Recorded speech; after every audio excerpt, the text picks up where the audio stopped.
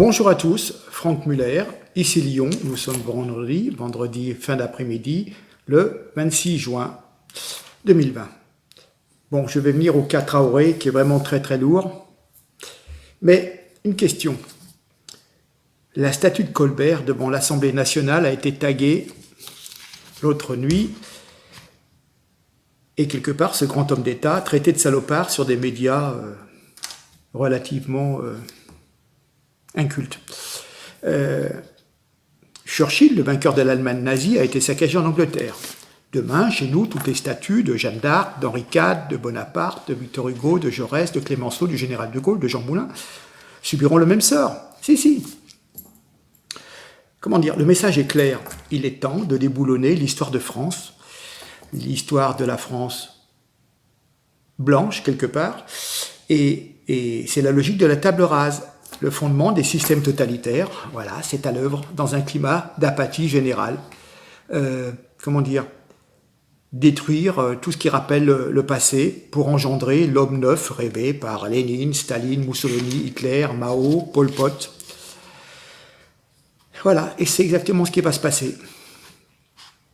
La convention. Une convention de 150 citoyens, soi-disant tirés au sort. Comme par hasard, tirés au sort, il y avait Daniel Cohn-Bendit. Non mais, franchement, il faut qu'il joue au loto. Si vraiment il a été tiré au sort, il faut qu'il joue au loto. On propose de réduire la vitesse à 110 km sur autoroute, à 110 km/h, pour sauver le climat. N'importe quoi. On a vu la France à l'arrêt pendant 3 mois, ça n'a rien changé au climat. On respirait un petit peu mieux en ville, mais au niveau du CO2 et tout, aucune différence. La France, c'est moins de 1% de la pollution mondiale. Tant que les Chinois et les Allemands feront tourner leur centrale à charbon, ça ne changera rien. Enfin bon, c'est le triomphe de l'idiotie quelque part, aller faire une convention. En fin de compte, comment dire, et le suffrage universel, et le Parlement, les députés, les sénateurs, tous les élus, non, ils n'ont pas le droit de dire quelque chose. Non, on met 150 mecs dans un coin et puis on leur fait sortir n'importe quoi. Enfin, franchement, il y a un grand vent de bêtises devant une indifférence de tous les citoyens. Voilà. L'occupant de l'Élysée relance sa réforme des retraites contre l'avis des syndicats du patronat. Ça a suffisamment, je pense, paralysé le pays pendant 2 mois, mais bon, allez, je te remets une couche. Monsieur veut sauver, si vous voulez, son image narcissique du grand réformateur, en vue de 2022. Voilà. Suffrage universel. Oui, je parlais du suffrage universel, mais Marseille, Toulouse, Lyon, Bordeaux, Strasbourg, les Verts effectuent une spectaculaire percée et pourraient l'emporter. C'est le souvenir de la gauche plurielle de 1997 à 2002.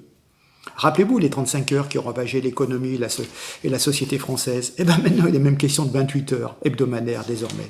Puis à Grenoble, les Verts, ils ont répandu l'insécurité, la paupérisation, la ghettoisation. Mais qu'importe, la mode est au vert. Voilà, c'est le climat, toujours le climat. Dans la capitale, c'est Notre-Dame de Paris. Oui, Notre-Dame de Paris est en excellente position avec la Hidalgo.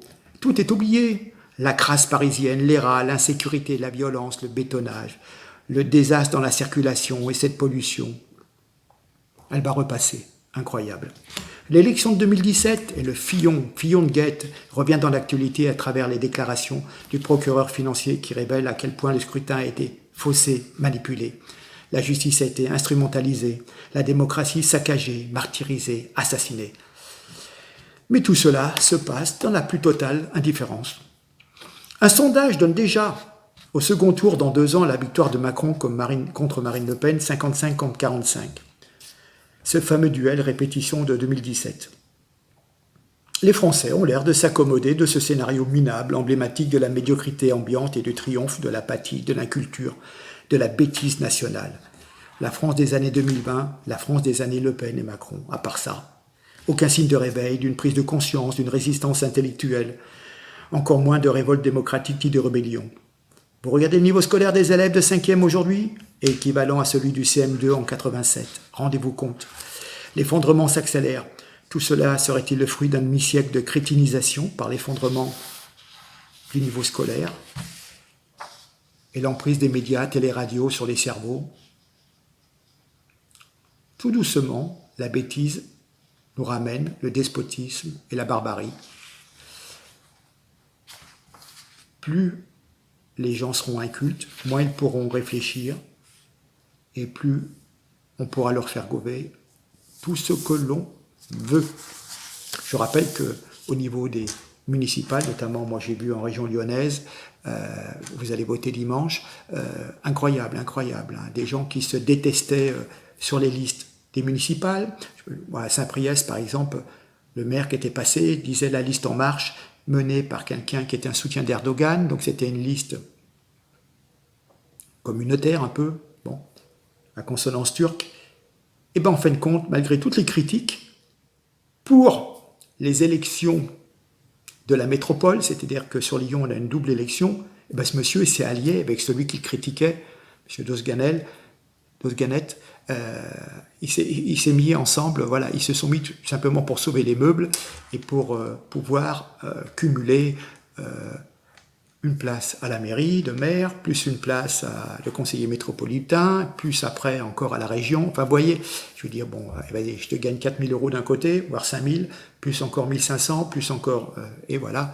Et c'est comme ça que j'arrive à 8 000 € par mois. Et puis, en plus, je me fais rembourser mes costumes. Mais bon, je clôt là, voilà, mais on s'aperçoit qu'il y a eu des renversements d'alliances. Gérard Collomb s'est foutu avec les LR pour pouvoir passer devant son ancien adjoint qui est En Marche, mais qui est dissident.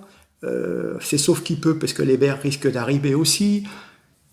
Fantastique, fantastique, mais bon. Bon, alors, Assa Traoré, alors là, elle fait concurrence à Sibeth, hein. Bon, déjà, enfin, pas si bête que ça, hein, parce qu'ils avaient lancé un compte officiel pour recueillir des fonds, 200 000 €, 7 000 donateurs. Eh ouais, hein, en l'histoire de 2 ans, ils ont ramassé 200 000 €. Voilà. Alors, qu'est-ce qu'elle nous dit? Elle nous dit, le 22 juin, devant une fresque, la fameuse fresque qui dénonce les violences policières, à Stein, Seine-Saint-Denis, elle nous a dit que le passeport français a été créé pour l'esclave noir. Ah, sans blague. Sans blague. Ben non, madame, ça a été créé par Louis XIV pour les Français se rendant à l'étranger. Passeport, c'est-à-dire que les gens partaient d'un port maritime pour aller dans un autre pays. Donc, passeport, transport par mer. Et avec la Révolution, il y a une création de passeports pour tous les citoyens qui souhaitaient, pour mieux contrôler les passages, qui souhaitaient quitter leur canton. Voilà, hein.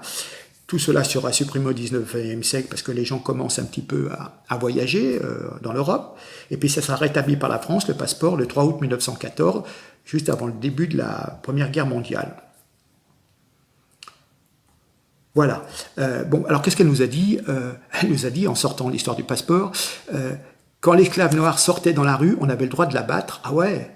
Et puis elle a dit, Adama Traoré sort dans la rue sans sa pièce d'identité, on la bat. Un de nos frères sort dans la rue sans sa pièce d'identité, on peut la battre. Pour elle, ce sont des restes coloniaux qui sont là depuis l'esclavage. On veut contrôler simplement une personne et on s'apercevra que cette personne, elle a de la drogue, elle a 1 300 € en espèces, donc c'est sûr qu'il ne voulait pas se faire choper. Bon, il s'ensuit une échauffourée, très malheureuse, hein, j'ai toujours dit... voilà, mais enfin bon, la personne a quand même 17 condamnations sur son casier judiciaire, donc à croire que voilà, c'était vous et moi, là, on sort de notre allée, des méchants flics nous tombent dessus et font exprès de nous étrangler et nous étouffer. Bon, enfin bon, il y a un amalgame qui est fait, une imbécilité, mais tout ça c'est fait pour vraiment brasser la merde, pardonnez-moi l'expression, hein, mais bon, voilà. Alors, ce qu'il faut quand même savoir, c'est que les Traoré viennent du Mali. C'est les Soninké. Donc le grand-père de Assa Traoré fut gouverneur. Il était issu d'une certaine noblesse locale à Caille, ça s'écrit K-A-Y-E-S, Caillès, et peut-être, étant donné qu'il était de la noblesse, a-t-il eu des esclaves? Oui, car cela se pratique comme une coutume. Il y a des gens qui sont obligés d'être au service d'autres personnes depuis leur naissance. Alors, je vais vous l'expliquer. Je suis retombé sur un article en faisant une recherche. Bamako News. qui date d'il y a un an, du 24 juin 2019, et qui nous dit, pour bon nombre de personnes, l'esclavage a disparu au Mali, ou du moins n'est pratiqué qu'au nord, c'est faux, archi-faux. Donc un monsieur qui répond qu'un secrétaire permanent d'une association pour la consolidation de la paix, le développement, la promotion et la protection des droits humains. Voilà. Et il y a plein de gens qui cherchent à s'échapper, hein, car l'esclavage n'est pas seulement pratiqué dans le nord du Mali, et il est aussi dans la région de Caille, en pays soninké. Voilà. Dans plusieurs localités de cette zone, la situation de certains citoyens est très critique. Et voilà. Alors c'est bizarre que dans le Mali, il y a certaines régions où aucun groupe ethnique n'est asservi à un autre, hein, mais dans la région de Caille, l'esclavage par ascendance, transmis de père en fils depuis des générations, est toujours en vigueur. Voilà. Les esclaves minoritaires sont violemment agressés par leurs maîtres qui ont droit de vie et de mort sur ceux qu'ils considèrent au XXe siècle comme leur propriété. Pour des raisons la pratique de l'esclavage, c'est multiple, il y a des facteurs politiques, socioculturels. Voilà. L'esclavage est considéré comme une coutume, il est hors de question pour les autorités politiques et légitimées coutumières de prendre une loi incriminant cette pratique par peur des puissants esclavagistes, véritable pouvoir électoral, si vous voulez. Voilà. Donc ils jouent tous un peu à l'aveugle, faisant semblant de ne pas connaître le problème. Voilà. Voilà, donc dans l'article, la personne dit nous sommes souvent menacés de mort, nous ne baissons pas les bras. Depuis 2016, nous menons un plaidoyer pour abolir cet esclavage. Voilà. Donc, dans la région d'où est originaire les grands-parents d'Assa Traoré, de la famille Traoré, l'esclavage se pratique comme une coutume. Il y a des gens qui sont obligés d'être au service d'autres personnes depuis leur naissance. Voilà. Il n'y a aucune loi contre cette pratique. Ainsi, même nos enfants qui sont nés au Congo, au Cameroun, au Gabon, en France, aux États-Unis ou en Centrafrique sont considérés comme des esclaves, une triste situation que nous ne voulons plus accepter. Voilà. Pour vous dire, si un esclave meurt, sa femme doit faire 2 mois et 5 jours de veuvage. Si c'est un noble qui meurt, sa femme fait 4 mois et 10 jours de veuvage. Pour vous dire, vous voyez, un esclave compte 2 fois moins. Et, voilà. Le noble a tous les droits de faire ce qu'il veut avec la fille d'un esclave, si vous voyez ce que je veux dire. Hein. Mais il ne l'épousera jamais. L'esclave ne peut pas devenir imam. Voilà. Il ne peut pas être chef du village, bien entendu.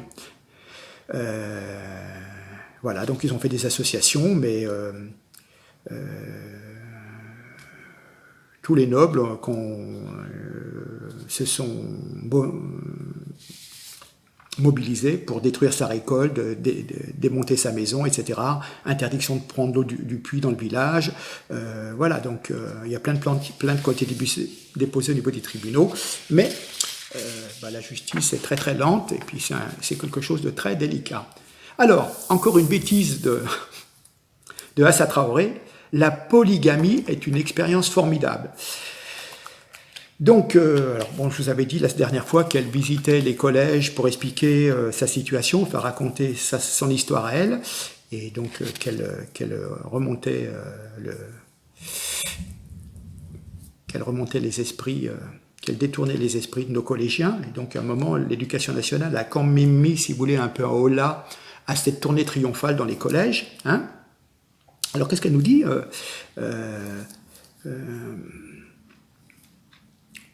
la polygamie, dans Paris Match, elle disait que son père est arrivé à 17 ans du Mali pour travailler au service propreté de la ville de Paris. Il s'est marié 4 fois, donnant le jour à 17 enfants, après avoir divorcé de 2 Françaises, épousées. Il a fait ménage à 3 avec les 2 dernières femmes qui étaient d'origine malienne, Atouma et Oumou, respectivement mères d'Assa et d'Amada. Les 2 compagnes cohabitent, les 10 enfants qui naissent ne font aucune différence entre elles, ce sont leurs 2 mères. Voilà, donc c'était un tableau idyllique que dépeint la jeune femme, rapporté par les journalistes dans les colonnes du magazine, donc je le lis, Paris Match. Voilà. Enfin bon, je rappelle quand même que cette polygamie est complètement illégale dans notre pays, interdite par l'article 147 du Code civil. Et au même titre, la lutte contre la polygamie, au même titre que la lutte contre l'excision, fut jadis un des grands combats féministes. Mais maintenant, c'est terminé. Aux ailes féministes, ils ont fait de Assa Traoré leur égérie. Voilà. Donc c'est une militante charismatique et tenace à laquelle on tresse des couronnes de laurier. personne ne lui tient rigueur de ses prises de position quand même relativement un peu osées en matière de mœurs et de régime matrimonial. Voilà, mais donc bien entendu, bientôt, on aura le droit de prendre plusieurs femmes, hein, parce que bon, faut pas choquer les populations immigrées. Hein. Voilà, de toute façon, on vous dit que les femmes nagent dans la plus parfaite félicité. Hein, voilà.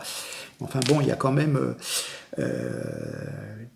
des courriers, des récits traditionnels qui décrivent quand même la souffrance des femmes forcées à la polygamie, voire forcées au mariage tout court d'ailleurs, avec des personnes qu'elles ne connaissent pas. Voilà. Mais les féministes de 2020 s'intéressent-elles réellement au sort des femmes, fussent-elles africaines? Au contraire, parce qu'elles avalisent, elles abondent dans le sens justement des coutumes un petit peu qu'on va qualifier de rétrogrades. Bon, alors, chose importante, ces bandes de cornichons, là, avec la statue de Colbert, le code noir. Alors, je vous ai dit, le code noir,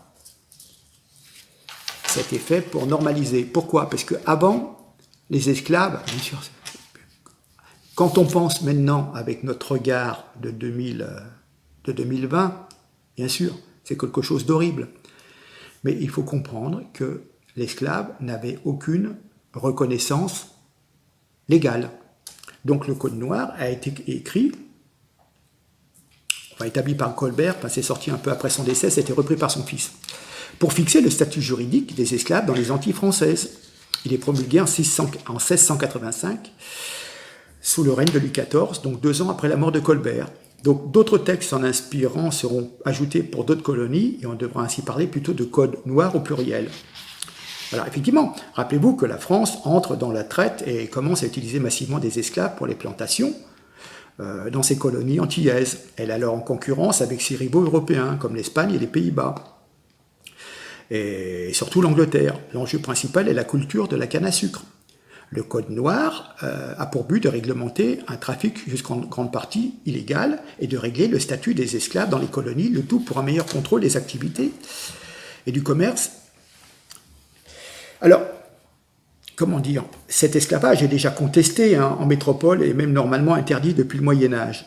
Le code noir n'est d'ailleurs pas enregistré au Parlement de Paris. En revanche, il s'applique uniquement pour les colonies, car il est toléré pour le bien de l'ordre public. Ça vous paraît... Mais c'était comme ça à l'époque.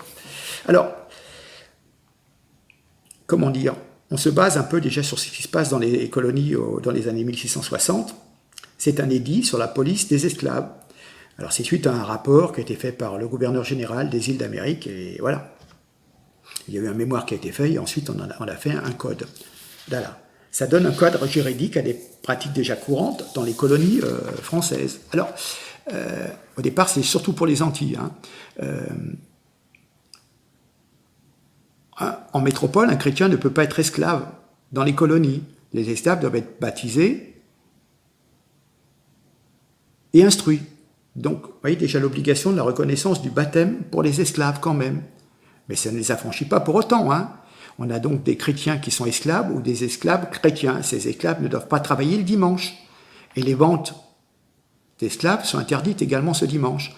Les esclaves peuvent se marier seulement avec l'accord du maître, qui lui ne peut leur imposer un mariage.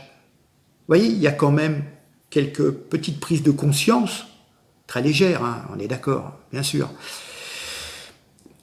Et en plus, le Code noir fait en sorte que seule l'Église catholique s'occupe de l'esclavage dans les colonies, en excluant les Juifs des îles, qui ne doivent pas s'occuper du négoce d'esclaves, et en interdisant aux protestants le culte public.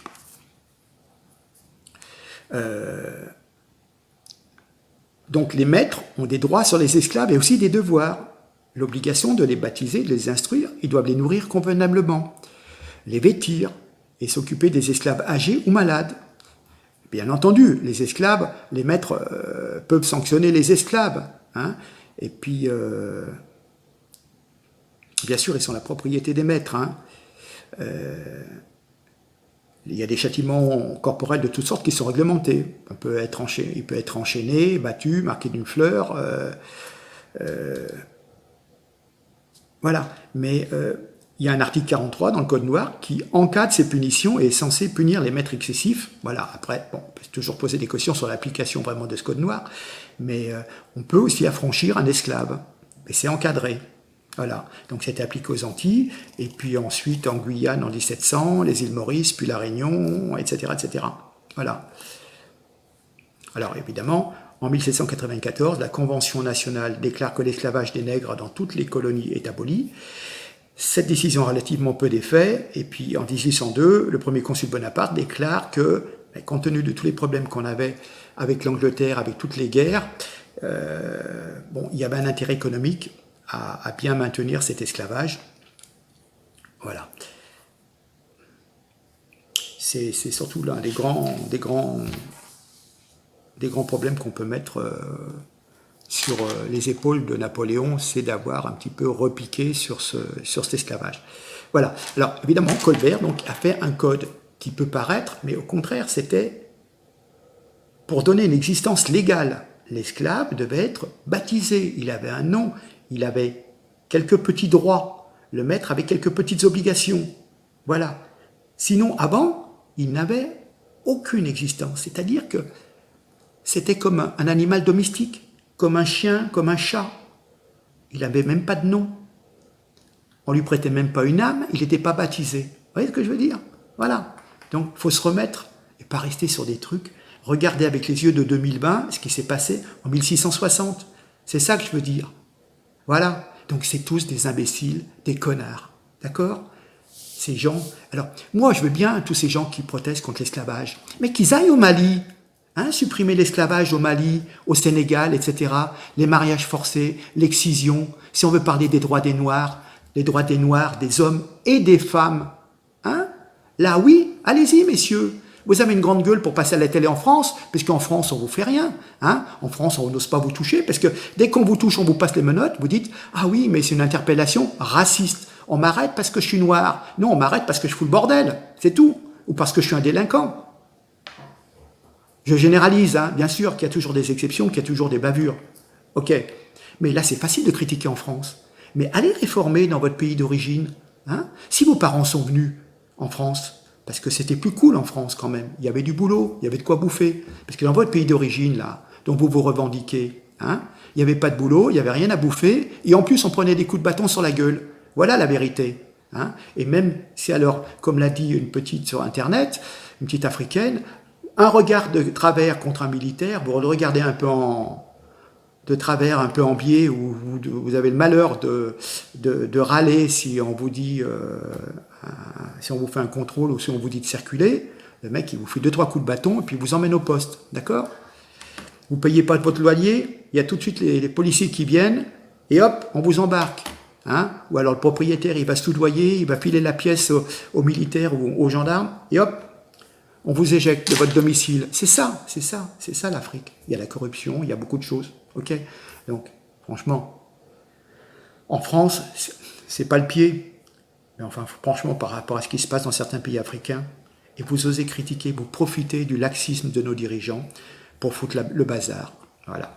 Donc, ça arrivera au clash, au conflit, malheureusement. Je l'ai déjà répété, moi je ne suis supérieur à personne. Vous avez beau m'écrire des insanités, me traiter de raciste et tout. Non, moi, tout homme, la valeur d'un vie, la vie d'un homme, c'est la même valeur. Voilà, après c'est tout. Un enfant, c'est un enfant, un homme, c'est un homme, une femme aussi. Mais simplement, rendez-vous compte. On donne des bourses d'études, etc. Je répète, les soins, l'éducation gratuite, etc. Le logement, des aides pour le logement, etc. Vous vous rendez compte, M. Traoré, là, 17 enfants, il a pu élever juste avec un petit salaire à la propreté à la ville de Paris. Donc il a eu des aides, il en a eu des allocations. Voilà, c'est tout. Alors, ne cherchez pas à sortir que le côté négatif de la situation. Il y a des choses positives et il y a des choses négatives. Après, vous faites la part des choses. Et si vraiment ça ne convient pas, écoutez, si je vais dans un restaurant que ça ne me convient pas, la fois d'après, je vais ailleurs. Et puis voilà, si votre boulot ne vous convient pas, vous avez la possibilité de changer, vous changez de boulot. Là, vous changez de pays. Parce que de toute façon, vous ne vous sentez pas français, c'est un pays de racistes. On est d'accord? Bon, voilà. Bon, sur ce, je vous laisse. La journée était particulièrement difficile. J'ai improvisé un petit peu ce discours, cette vidéo. Voilà. Un petit bonjour à à tous les correspondants du monde entier. Et puis, eh ben, on va continuer. Hein. Je vous souhaite un bon week-end. Et puis, à très bientôt. Il y a des tas de choses à vous raconter. Mais enfin, je voulais refaire un point sur le code noir, sur la Satra Airway qui nous raconte beaucoup de bêtises, hein, qui raconte à sa sauce, voilà. Et qui influence nos gamins, qui influence tous les jeunes dans les cités. Voilà. Et puis, on déroule le tapis rouge pour cette personne, pour qu'elle raconte ses bobards. Bon, allez. Ben, je vous dis à très bientôt. Merci beaucoup. Je vous embrasse tous. Allez, au revoir. Merci.